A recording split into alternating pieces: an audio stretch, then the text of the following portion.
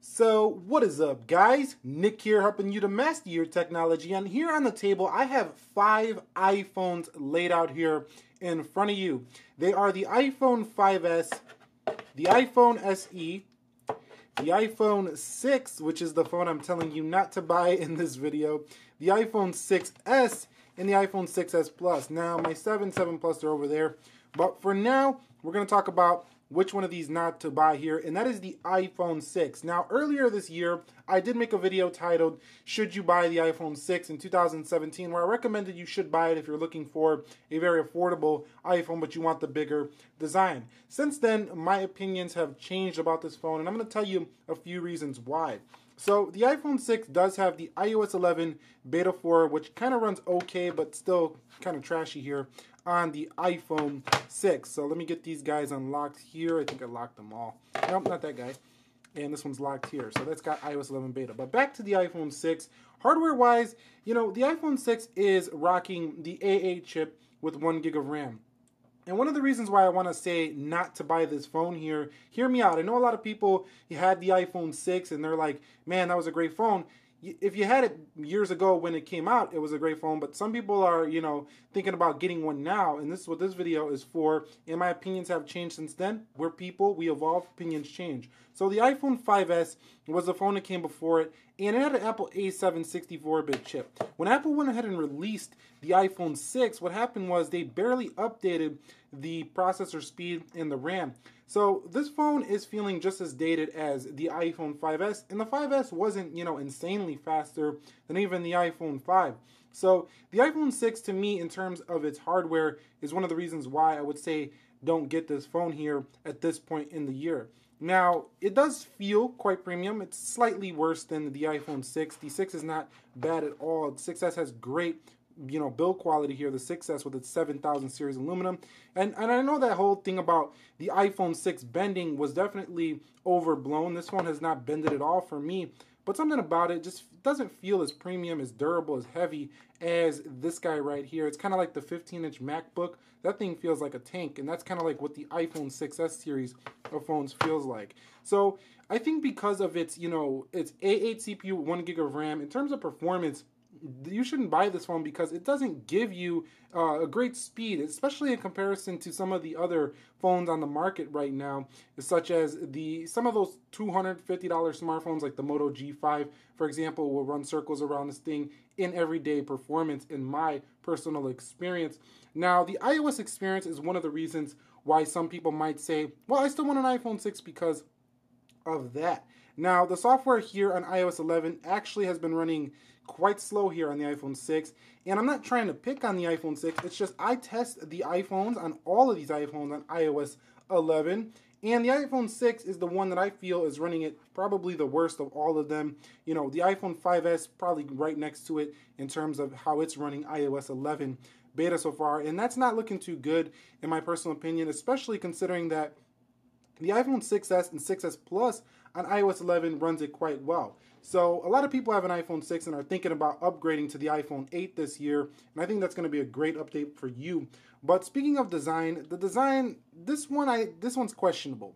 To me, these phones are all over. We see the iPhone 6 and 6S design. To me, it's a little played out. I don't think it's super outdated looking. I think it still looks pretty classic. It's got a design I think that could last for much longer and still look pretty premium. So I'm not going to knock it or pick it on it here on design. I really think it's a good looking phone. Some people don't like the lines. I'm not one of those people who I think the lines look okay. Honestly, they don't bug me at all. Now, speaking of display, if you buy an iPhone 6, the display it's okay. It's a Retina display, 720, a little bit, I think it's a little bit higher than 720. Don't quote me there. But this is one area I'm not going to say is an issue. The iPhone 6 is not an issue when it comes to the display. So that's not one reason I would say don't buy this phone right now. But the biggest reasons here is the price as well. So what I mean by this is currently I'm going to talk, you know, from an American perspective. I am an American person, and we have this store. I don't know if you got this store. It's called Walmart. So this store is selling the iPhone 6 for $199 here. And they're also selling the iPhone SE for $159. So essentially what they're saying is they want $50 more for an iPhone 6 here in 2017, which is definitely worse than an iPhone SE here. So the SE is one of the main reasons why I don't think you guys should buy the iPhone 6 if you were looking for one. Because the iPhone SE, although it is a smaller size, you know, when you use it day to day, it's a much better performer and it's going to last much longer than this iPhone 6. Now, don't get me wrong. Basic tasks on the iPhone, any iPhone can handle it. Phone calls, texts, and stuff like that. Where you really start to notice the difference in speed with the iPhone 6 versus 6S, 6S Plus, SE, A9 CPU ICs and above is when you're talking about gaming, when you're talking about multitasking. There's chops and there's a little bit of hangs here on the iPhone 6. It just doesn't feel fast here in 2017. And another thing I want to talk about here is the cameras. So you get an 8 megapixel camera here, eyesight on the iPhone 6. It's not bad at all. It's still very functional, but it's still kind of like the same as the iPhone 5S. So both have good cameras. Neither one are horrible cameras, but I just think the iPhone 6 with its 8 megapixel camera is not topping that of the iPhone SE, which shoots 4K and it has a 12 megapixel camera, and the iPhone SE is basically the 6S in a small body, and it's cheaper. Based on where I've been looking, the iPhone 6 is still higher than an iPhone SE, especially if you're looking at, you know, prepaid carriers or you're looking at used market, swappa.com, Amazon, eBay. Amazon, I think the SE is a little higher than the 6, but the 6 is still up there for some oddball reason, and probably because of its bigger screen. For some reason, Apple makes a phone with a 4.7-inch display. Android makers have been making them forever, and all of a sudden, you know, the phones are more money because they have a bigger screen when bigger screens have been around forever, but for some reason, a bigger screen iPhone seems more valuable than a smaller screen iPhone to a lot of people. So that's pretty much why I think now, at this point in the year, you shouldn't buy an iPhone 6. And it's mostly, again, because I've been having issues with iOS 11 beta, signifying I don't think this phone is going to run that great into the future. And also, I think its price point is still a little high. Now, if you can find this thing for $100 somewhere, somebody gives it to you, it's still a good smartphone. And don't get me wrong, the iPhone 6 is not a bad smartphone. All I'm trying to say is that when you look at the phones around the iPhone 6, around the same price, the iPhone 6 is one that I definitely will have to give a pass here in the year of 2017. Now, some subscribers have been saying, Nick, why do you hate on the iPhone 6? And I actually don't hate on the iPhone 6. I really do like the iPhone 6. I just think that we have to take into account what's around the iPhone 6 and the price point of the iPhone 6. I do hate on, you know, phones that don't offer a great value. I think everyone should get the best value they can for their life in whatever phone they're going to be buying. So, and I just don't think at this point in the year the iPhone 6 offers that.